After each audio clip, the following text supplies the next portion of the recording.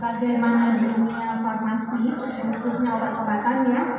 Dan lebih khusus lagi untuk di penyakit kulit, maka saya akan mempersingkat aja biar tidak terlalu panjang. Karena mungkin anak-anak semuanya udah capek dari pagi, terus belum mandi ya, kayaknya ada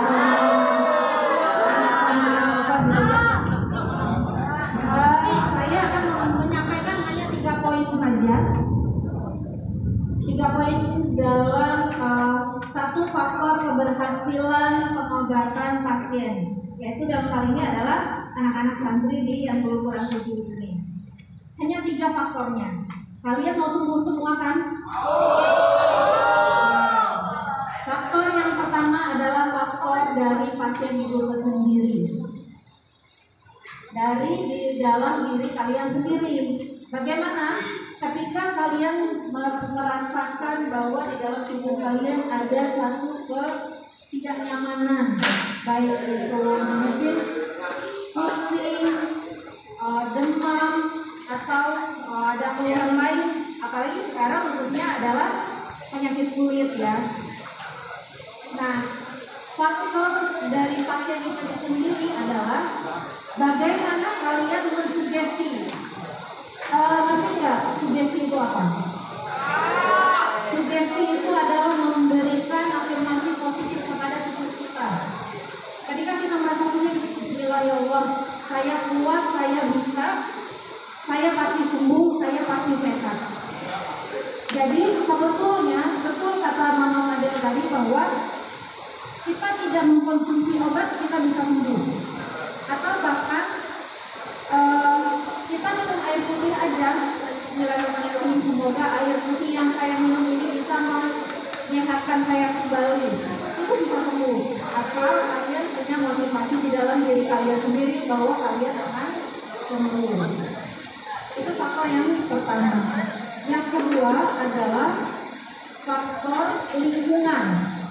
Tadi juga sudah dijelaskan ya sama Mama Fadil bahwa faktor lingkungan itu adalah merupakan salah satu faktor yang paling penting dalam hal apapun penyakit yang diderita oleh manusia. Jadi tadi juga sudah dijelaskan, saya berharap juga anak-anak semua menjaga kesehatan lingkungan, menjaga kesehatan diri sendiri, pola hidupnya, semuanya harus diperhatikan. Gitu. Itu faktor yang kedua. Faktor apa tadi yang kedua?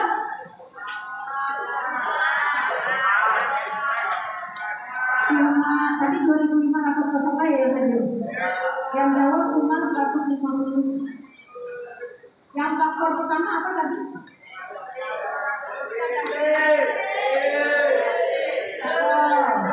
Faktor yang kedua tadi? Faktor yang ketiga? Berarti bagus sudah 5. Yang 3 memang belum saya sampaikan ya. Baik, faktor yang ketiga yang terakhir adalah faktor pengobatan. Nah, salah satu bentuk usaha kita dalam menjaga kesehatan selain dari diri sendiri, dari lingkungan, pilihan yang terakhir adalah pengobatan, karena itu adalah ikhtiar kita untuk sehat. Memang betul, sebaiknya obat-obat alami dulu yang kita konsumsi. Tapi ketika obat-obat alami itu juga masih belum memberikan hasil maksimal untuk kesembuhan penyakit kita, maka mau tidak mau kita harus mengkonsumsi obat-obat kimia yang tentunya aman dan memberikan efek samping yang seminimal mungkin terhadap diri kita.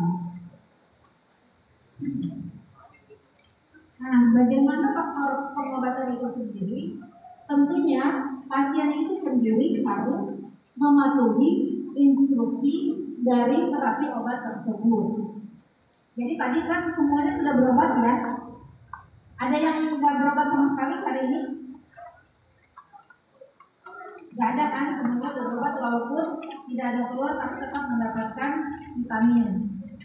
Nah, instruksi yang saya berikan tadi mungkin ada yang sedikit buru-buru atau tidak jelas atau mungkin diterimanya masih.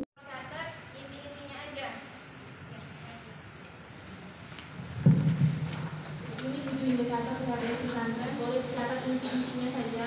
Jadi cuci tangan pakai sabun, mengkonsumsi makanan bersih dan sehat, menggunakan jamban atau kamar mandi yang sehat, membuang sampah di tempat sampah, tidak merokok, tidak mengkonsumsi narkotika, alkohol, narkotika, dan zat adiktif lainnya, tidak mudah sembarangan, dan memberantas titik ngamuk. Ini pengertian sehat ya. Lalu tahu dulu sehat itu apa sih?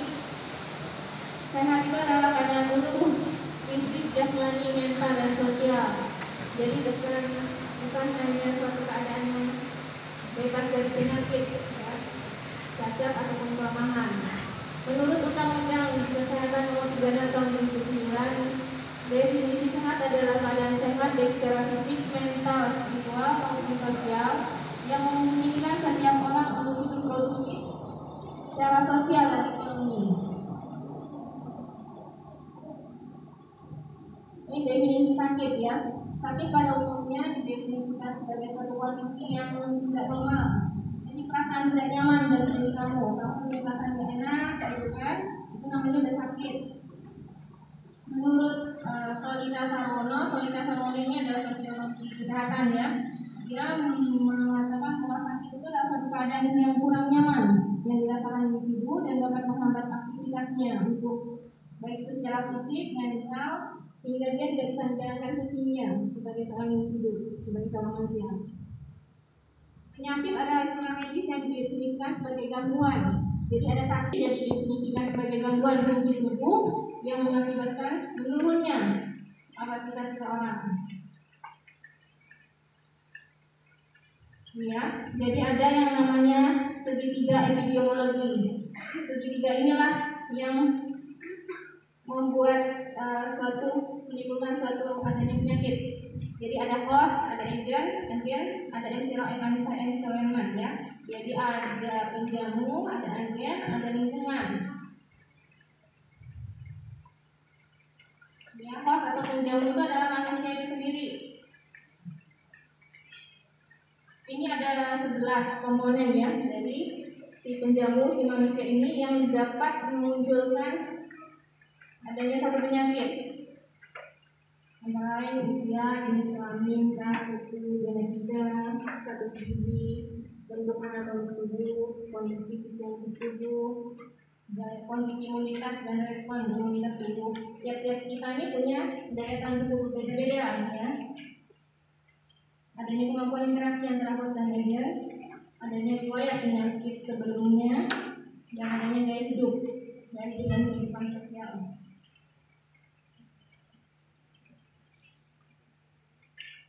Ini faktor yang kedua ya, adanya agen. Agen itu pembawa penyakit. Siapa yang membawa penyakit? Bisa berupa virus, bakteri, parasit, jamur. Bisa juga dari unsur makanan, ya, makanan yang tidak memenuhi standar gizi. Bisa juga datang dari bahan-bahan kimiawi. Ada juga dari unsur fisika. Contohnya panas, ya. Adanya unsur dari psikis, gangguan mental. Ini faktor-faktor luar yang menyebabkan suatu penyakit. Dan terakhir ada faktor lingkungan. Lingkungan itu dibedakan jadi 3. Ada lingkungan biologis, yaitu flora dan fauna. Lingkungan fisik yang berasal dari dalam tanah, udara, air, radiasi, polusi, dan ada juga lingkungan sosial ekonomi.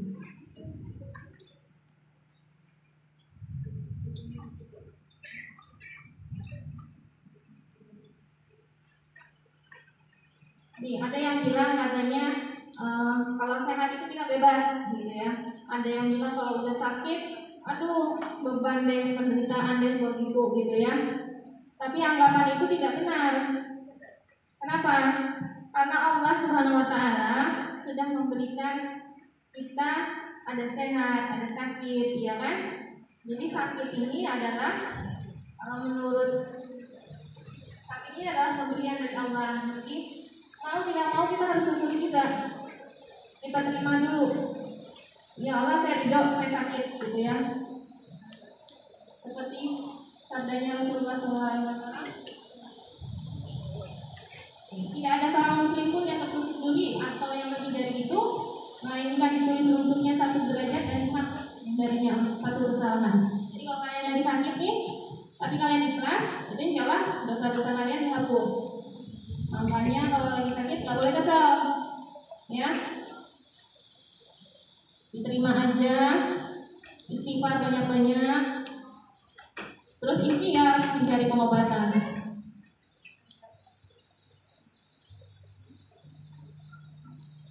Perilaku kesehatan dan relevansinya dengan keislaman. Jadi perilaku sehat adalah suatu respon seseorang terhadap rangsangan dari luar untuk menjaga kesehatan secara utuh. Mungkin bagi 3 ya, ada perilaku pemeliharanya, ada perilaku kesehatan lingkungannya, ada perilaku pencarian atau pengguna sistem atau fasilitas kesehatan.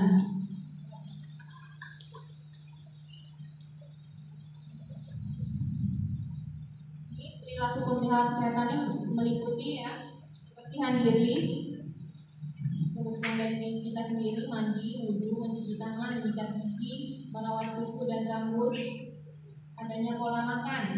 Makan makanan itu harus yang halal, harus yang baik ya. Bagaimana